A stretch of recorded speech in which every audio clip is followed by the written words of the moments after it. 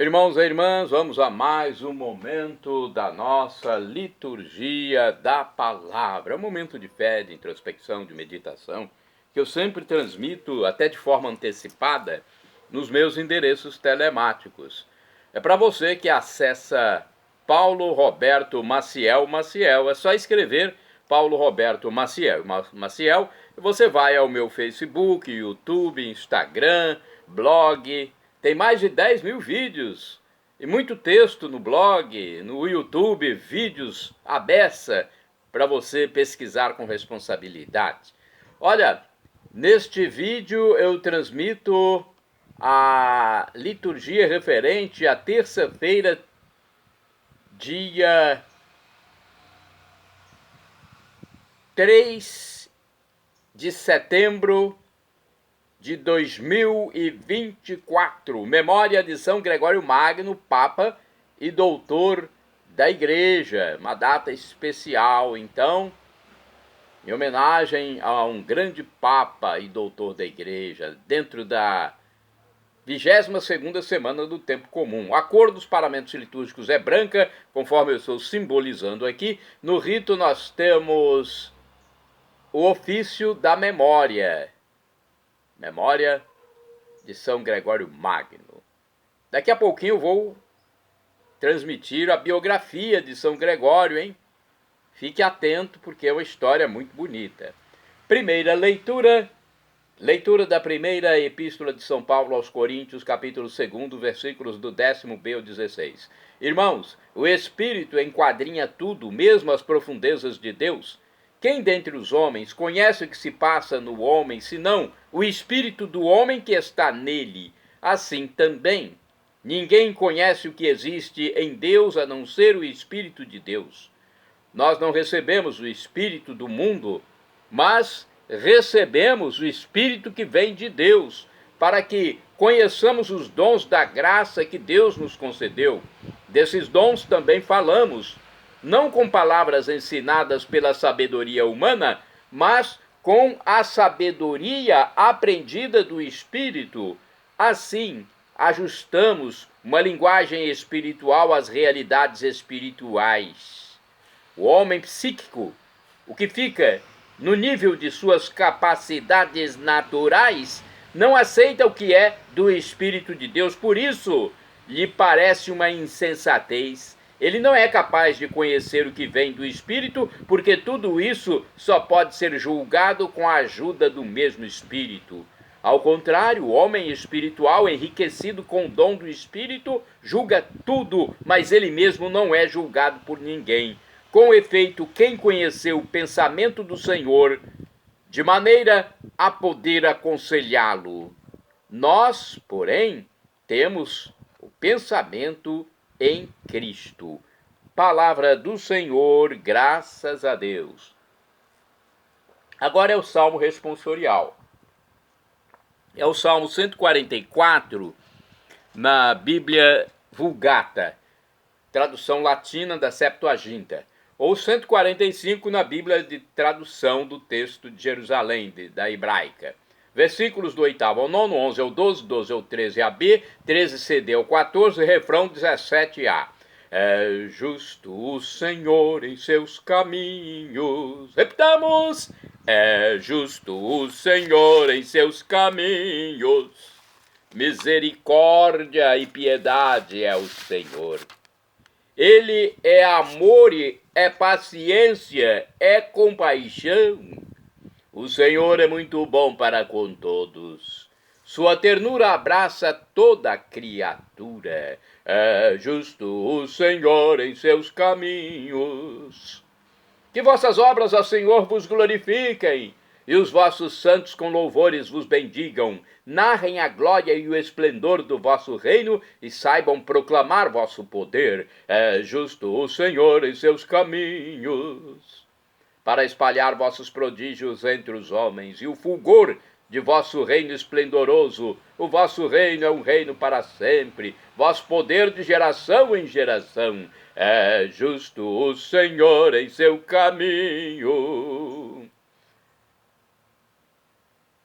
O Senhor é amor, fiel em sua palavra.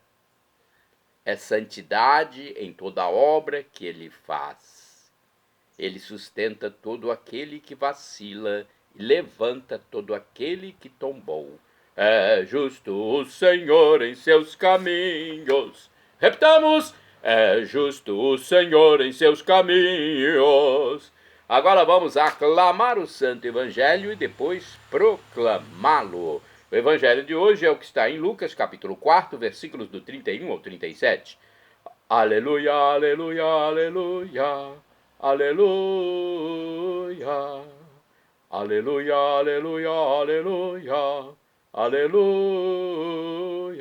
Cala-te e sai dele. Então o demônio lançou o homem no chão e saiu dele. Aleluia, aleluia, aleluia, aleluia. Aleluia, aleluia, aleluia, aleluia. O Senhor esteja convosco, Ele está no meio de nós. Proclamação do Evangelho de Jesus Cristo segundo São Lucas. Glória a vós, Senhor. Pelo sinal da Santa Cruz, livra-nos Deus, nosso Senhor, dos nossos inimigos. Naquele tempo, Jesus desceu a Cafarnaum, cidade da Galileia, e aí lhe ensinava-os aos sábados.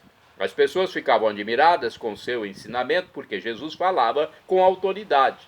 Na sinagoga havia um homem possuído pelo espírito de um demônio impuro, que gritou em alta voz: "O que queres de nós, Jesus Nazareno? Vieste para nos destruir? Eu sei quem tu és o Santo de Deus." Jesus o ameaçou, dizendo: "Cala-te e sai dele." Então o demônio lançou o homem no chão e saiu dele, e não lhe fez mal algum. O espanto se apossou de todos, e eles comentavam entre si: "Que palavra é essa? Ele manda nos espíritos impuros com autoridade e poder, e eles saem." E a fama de Jesus se espalhava em todos os lugares da redondeza. Palavra da salvação, glória a vós, Senhor. Pelo sinal da Santa Cruz, livra-nos Deus nosso Senhor dos nossos inimigos. Vamos à primeira reflexão, que está no livro O Pão Nosso de Cada Dia. A palavra de Jesus tem autoridade, versículo 32, e poder para vencer o mal, versículo 36. É uma palavra eficaz. Os exorcismos são continuação de sua vitória sobre Satanás quando das tentações no deserto. Nos exorcismos, seu poder se estende aos outros. Na paixão, atingirá o mundo inteiro. Diferentemente dos milagres que acontecem com certa naturalidade, os exorcismos enfrentam resistências que, em vez de diminuírem, crescem à medida que avança o ministério de Jesus. Antes de ser derrotado, o inimigo reúne todas as suas forças. Os exorcismos não são gesto de magia, mas anúncio da boa notícia. O mal do ser humano pode ser vencido. Por isso, Lucas coloca um exorcismo bem no início do Evangelho, logo depois do discurso programático, que está em Lucas capítulo 4, versículos do 18 ao 21, dentro da moldura do poder da palavra, versículos de 32 a 36. Lucas quer com isso mostrar o fruto primeiro e maduro da palavra. O mal é silenciado e bate em retirada com o rabo entre as pernas. O Evangelho começa mostrando que o ser humano, a despeito dos discursos abstratos, não é livre, é habitado quando não possuído e arrasado pelo mal. Ouve a sua voz, executa suas ordens, enreda-se em suas garras, prisioneiro como uma larva no seu casulo de seda. Livre por essência, prisioneiro na existência, precisa ser libertado para vir à luz e voar para a luz. Os exorcismos representam a ação principal de Jesus e manifestam o sentido de toda a sua ação. Ele veio ao mundo para libertar o ser humano escravizado pelo mal. O homem possuído é símbolo do homem não homem, dominado pelo mal. O exorcismo é difícil processo de libertação do ser humano, envolvendo a graça de Deus e o que resta da liberdade humana. A luta atingirá seu clímax na cruz, quando todas as forças contrárias se desencantarão contra Jesus para serem vencidas na morte daquele que se deixou vencer por amor. Essa luta é a luta de toda a vida de Jesus, e à medida que ele vai em frente, ao invés de ceder, se exaspera. O exorcismo fundamental da vida cristã é o batismo, sinal da fé. A escuta da palavra e o mergulho na morte e ressurreição de Cristo nos associam por toda a vida à luta e à vitória de Cristo. O que é, porém, esse espírito do mal, segundo o Novo Testamento? Ele rouba a palavra, conforme Lucas capítulo 8, versículo 12.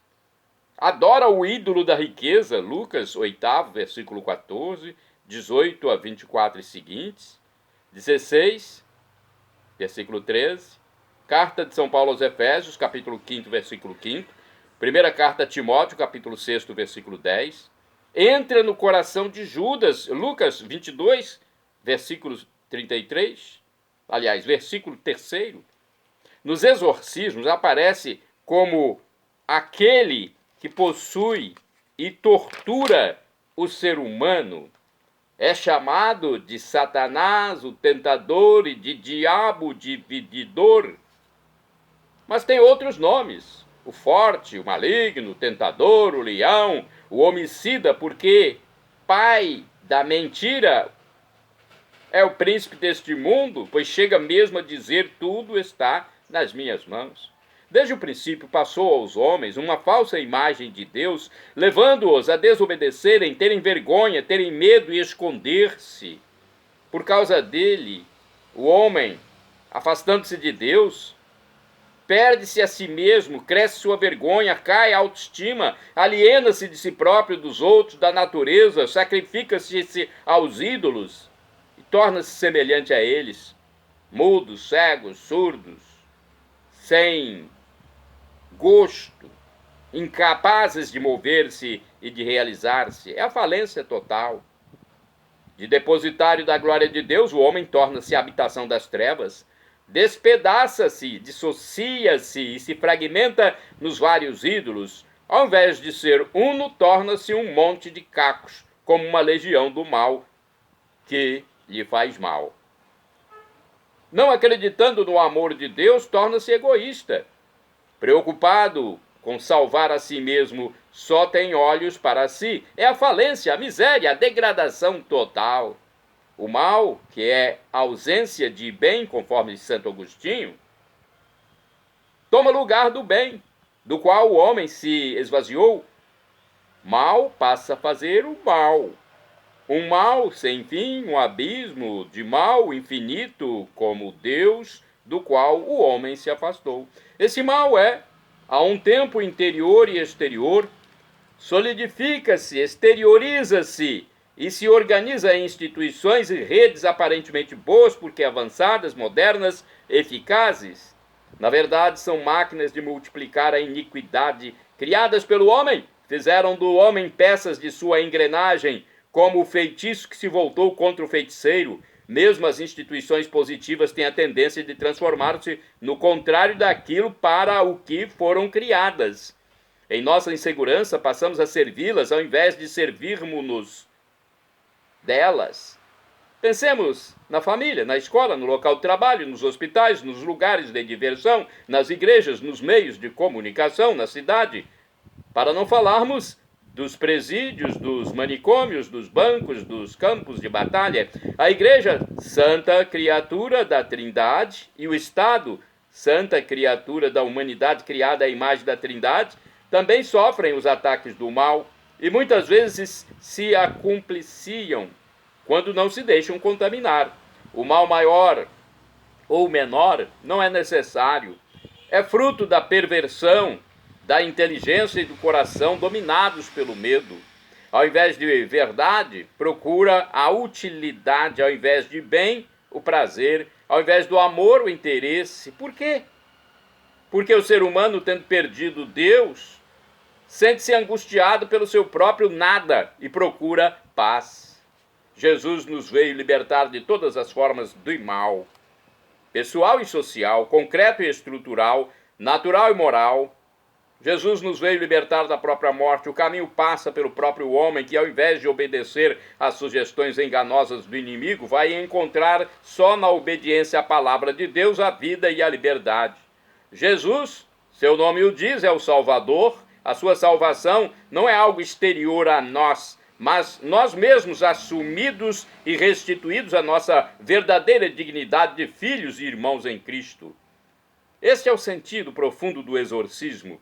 Devolver o ser humano a si mesmo e a Deus, de quem é imagem.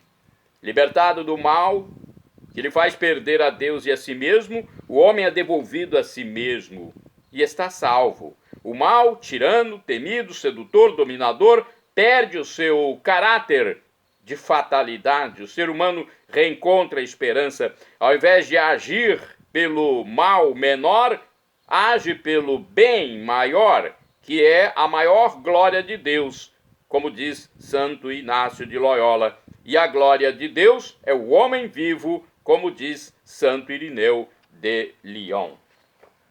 Vamos a outra reflexão desta leitura que fizemos aqui hoje. Está no livro Palavra e Vida. Olha, não acredito que os que estavam com Jesus se admirassem por encontrar alguém que tivesse poder. O que os deixava admirados verdadeiramente era encontrar uma pessoa que colocava sua autoridade a serviço dos pobres, a serviço da salvação dos necessitados. Essa era a novidade diante dos reis que se aproveitam de seus súditos, diante dos sacerdotes e fariseus, que só se preocupavam em ser puros e em cumprir as normas. Jesus emprega sua autoridade para fazer o bem. Começa uma nova etapa com Jesus, que não veio para ser servido, mas para servir. Bem, eu acho que não é bem esse. É uma reflexão que não condiz muito com o texto, mas fiquemos assim, né? Não vamos contrariar. Olha, aqui no livro Deus Conosco, diz o seguinte: Jesus ensina-nos a abrir os olhos para além de nós mesmos, pois o mal está presente na estrutura social que oprime, que fere a vida, que faz a má administração pública do bem comum. Há interessados em apresentar a farsa ideológica de que se pratica o bem, mas busca seus próprios interesses. Aqui Jesus também diz: cala-te e sai dele. É preciso compreender que o projeto do reino atinge o mais profundo de nossa existência, tanto individual como social.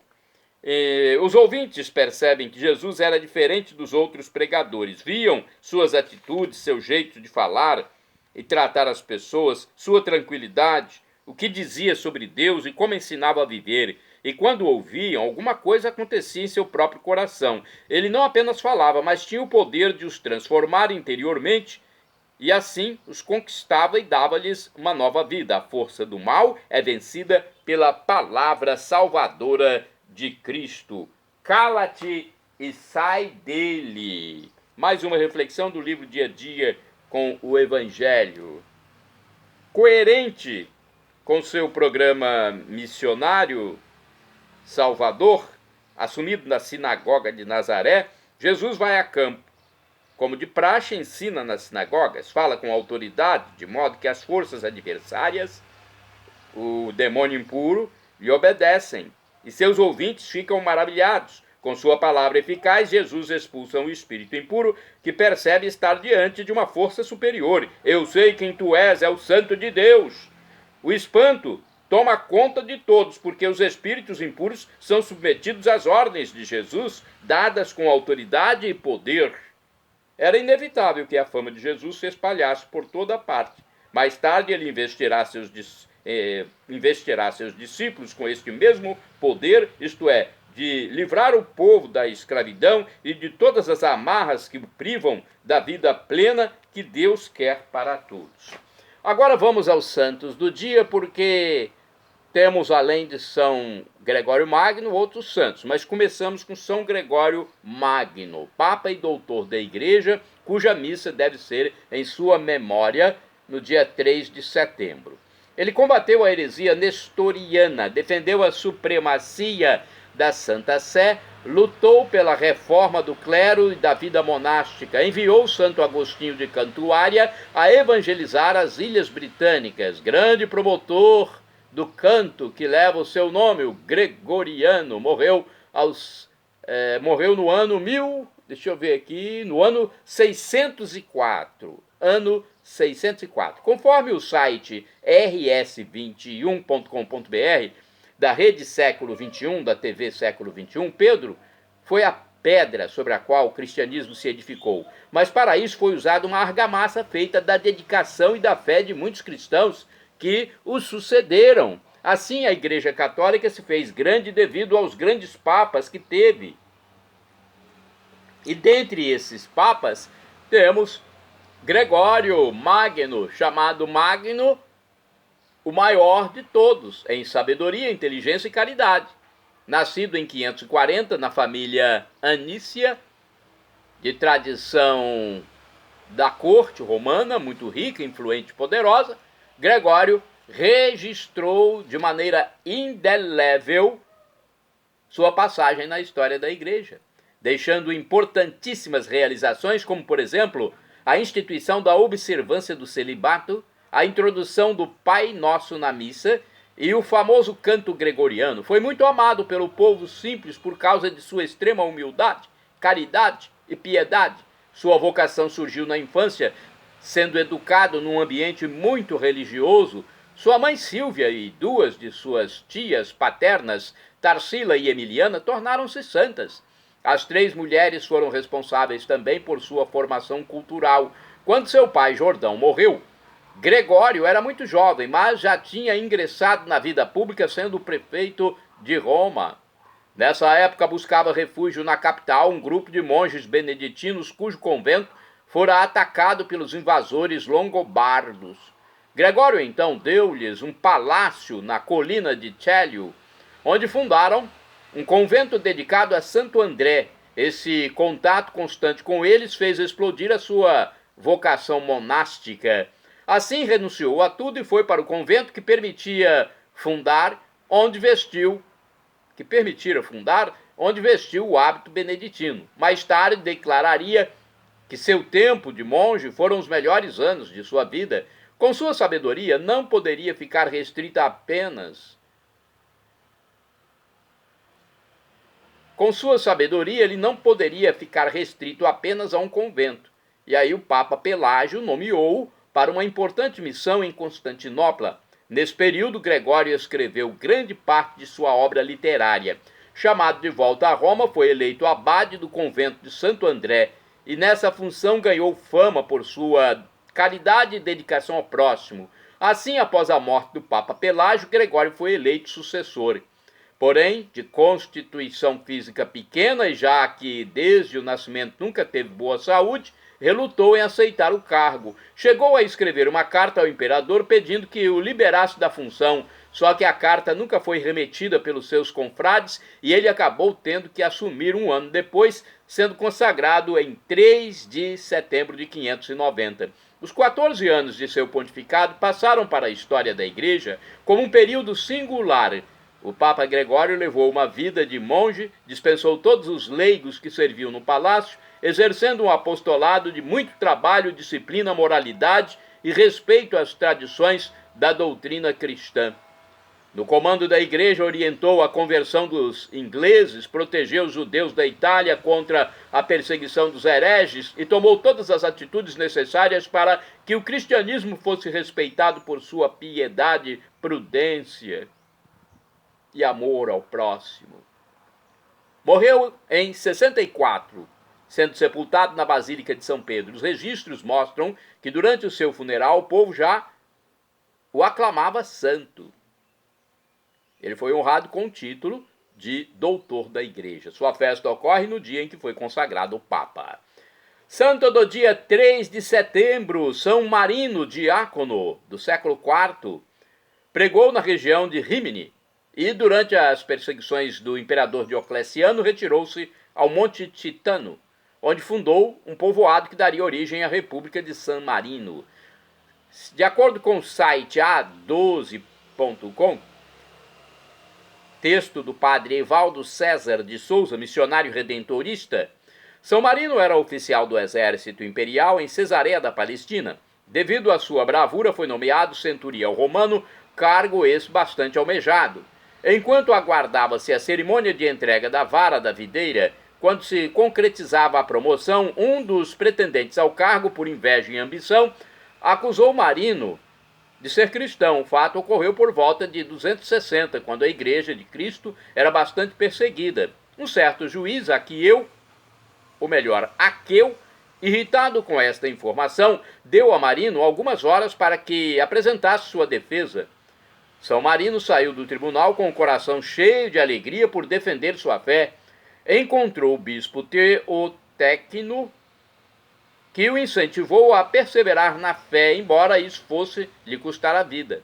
O bispo, diante do altar, apresentou-lhe uma espada e a Bíblia, e pediu que ele escolhesse. São Marino, com segurança, escolheu a Bíblia. De volta ao tribunal e diante das autoridades, São Marino afirmou ser cristão. Estava presente na execução outro cristão, o senador Astério, que o incentivou a permanecer firme na sua decisão. Logo após o martírio, Astério tomou seu corpo a fim de lhe dar uma digna sepultura, embora soubesse que este gesto também lhe custaria a vida, como de fato aconteceu.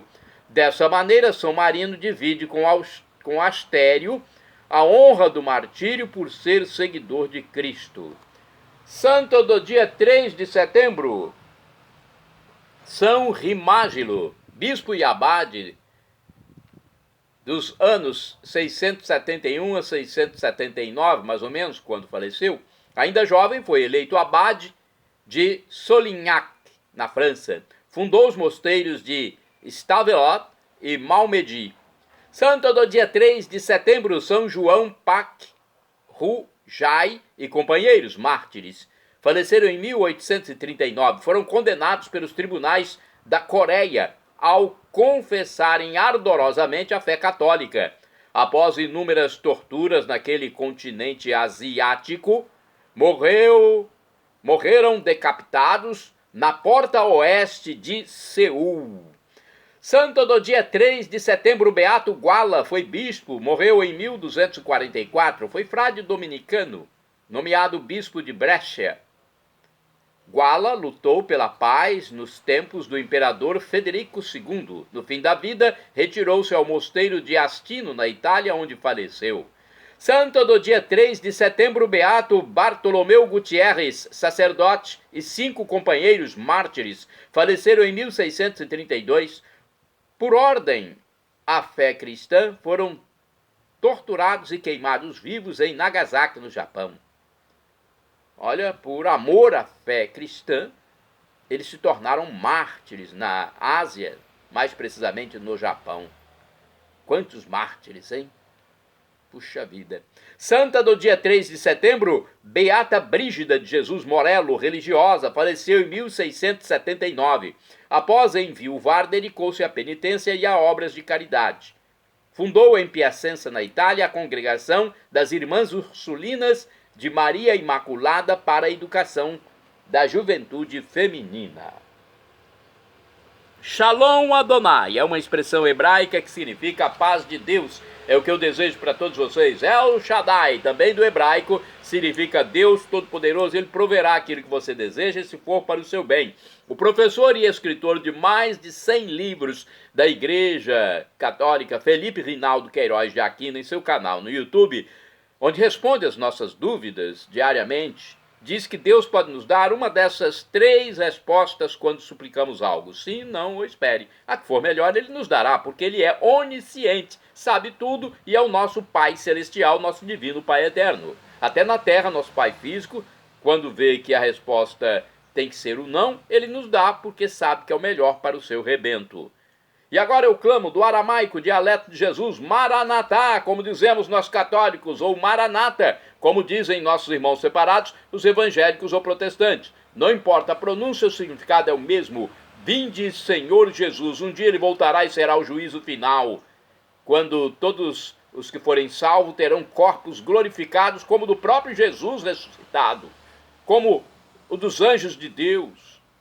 Teremos uma vida com felicidade em plenitude.